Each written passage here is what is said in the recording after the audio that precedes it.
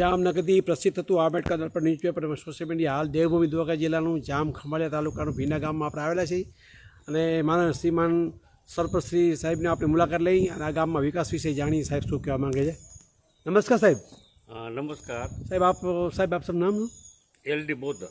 अच्छा साहेब आप सरपंच श्री तरीके आप सेवा आपो छो? हाँ, हूँ भींડા ગામની 2006 થી સરપંચ તરીકે સેવા આપું છું। મારું નામ એલડી બોદર છે અને આજે આપ લોકો પધાર્યા, ખૂબ ખૂબ આપને ધન્યવાદ, ખૂબ ખૂબ આપનો આભાર। ભીંડા ગામે પધાર્યા, આજે ગામની મુલાકાત લીધી તે બદલ આપનો ખૂબ આભાર।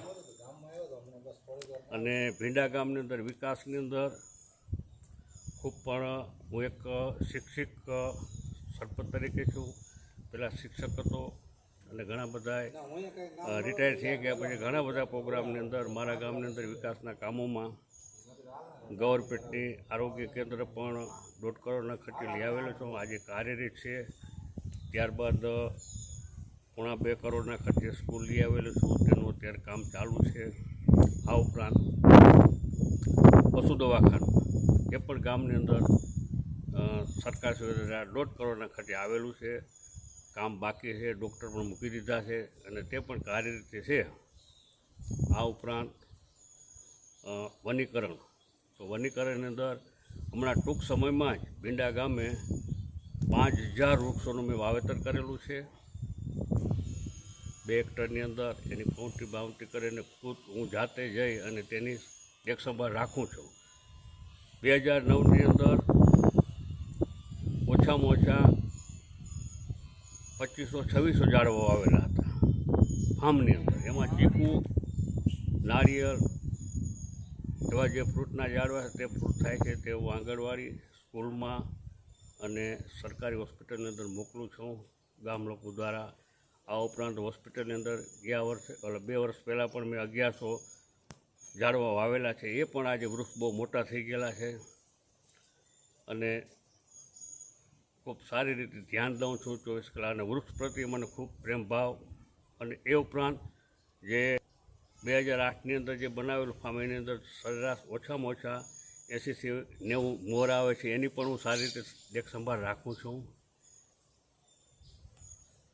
अच्छा साहेब आप साहेब हाल से हाल બ્લોકનું કામ ચાલ્યું છે ગામમાં ક્યાં દરેક વિસ્તાર ચારેકો ચાલુ છે કે તમારા ખાલી ના આ વખતે રામ મંદિરથી? હા, આ વખતે જે મને સરકાર દ્વારા જે ગ્રાન્ટ મળે છે, એક્ટિવિટીની ગ્રાન્ટ છે, ધારાસભ્યની ગ્રાન્ટ છે, એમપીની ગ્રાન્ટ છે, જેમ કટકે જેમ ગ્રાન્ટ મળતી જાય છે તે મુજબ દરેક વિસ્તારની અંદર, દરેક બજારની અંદર બ્લોકનું કામ ચાલુ કરો। આ ઉપરાંત એ સિવાય પણ જે બ્લોક કાર્ય કરતાં પહેલાં પણ આજુબાજુના જે ગામના ઓટલાઓ છે એવું છે એ પણ દાતા અને ડોનર દ્વારા બનાવવામાં કાર્યરત ચાલુ છે મારું। એ ઉપરાંત હમણાં મેં સ્મશાન ગૃહની પણ અંદર ખૂબ સારો વિકાસ કરેલો છે। આ ઉપરાંત હમણાં ભીંડા ગામે સ્ટ્રીટ લાઇટ પણ નાખેલી સારી, એક લાઇટ ફિલિપ્સ કંપનીની ઓરિજિનલ 135 લાઇટ મેં થાંભલે પણ નાખેલી છે।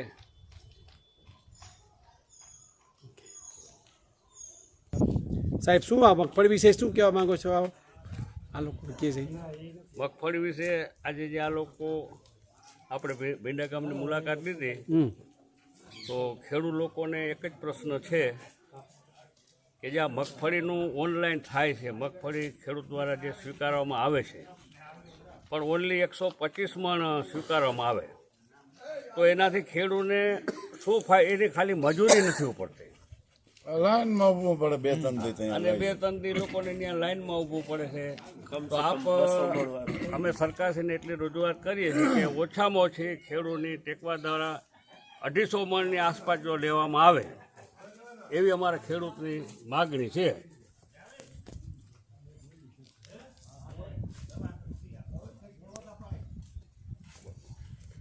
હવે તમારા ખેડૂતને બીજાની કોઈ મુલાકાત લઈ બોલો ભાઈ, શું કહેવા માંગો તમે? શું નામ આપનું? મારું નામ રાજજીભાઈ બોદર। શું તમે કહેવા માંગો છો?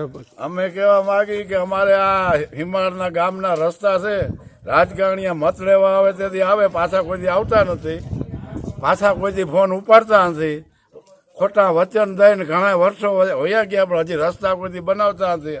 અમારા અહીંથી વિંજરપુરવાળો રસ્તો અહીં ગરામપડીનું તળ અહીંયા પુલ બનાવવાનું છે. આ ચોમાસામાં આવવા જવામાં નિશાળીઓને તકલીફ પડે છે. એ કોનામાં આવે છે? એ ભીંડા ગામમાં આવે છે એ કે ભીંડા ગામમાં આવે છે. તો આ સાહેબ તો કામ કરાવે જ છે ગામના. પણ અહીંયા કોઈ પુલિયાની જરૂર છે. રસ્તો ધોવાઈ જાય છે. રાજકારણીયા લોકો આ વાતો કરે પણ કોઈ બનાવતા નથી. આપણે રાજ્ય બાપા કે બરાબર વાત ખરી છે, પણ એમાં પ્રશ્ન શું છે કે સરકારશ્રીનો એવો નિયમ છે કે આંતરિક રસ્તા જે છે એમાં કોઈ સરકાર અત્યારે આંતરિક રસ્તાની કોઈ યોજના આવેલ નથી. બીજા કોઈ આ ચેકડેમ છે, પુલિયા છે, જે આરસીસી છે, નાના નાના જે પંચાયતની અંદર આવેલ એવા કામ થાય છે. બરાબર, સરકારશ્રીનો કોઈ નિયમ નથી.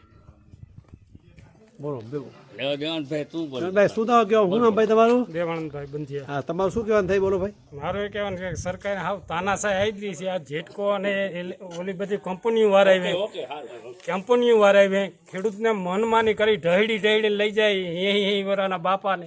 અને એ લોકો જો સરકારને ખરેખર લાઈન નાખવી પ્રેમથી નાખે, પણ જે ખેડૂતના ખેતરમાંથી લાઈન નીકળી ને એને આજીવન એ ખેતરમાં પાવર ફ્રી હોવો જોઈએ, નકર લાઈન બંધ કરી દઈએ.